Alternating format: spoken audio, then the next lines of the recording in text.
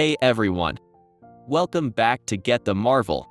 I'm GTM, your guide through the universe of coding. Today, we're diving into the world of logical operators in Java. Don't worry if you're new to this, because we'll make it super easy and fun to understand. Let's get started.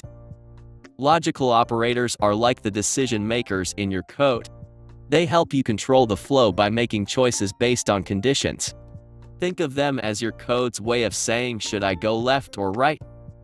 The main logical operators in Java are and, or, and not. Let's break these down with some everyday examples. First up, the and operator.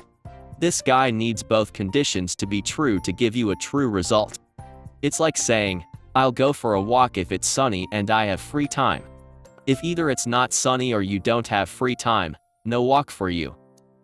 In this example, since you don't have free time, the code prints no walk today. Next, the or operator. This one only needs one condition to be true.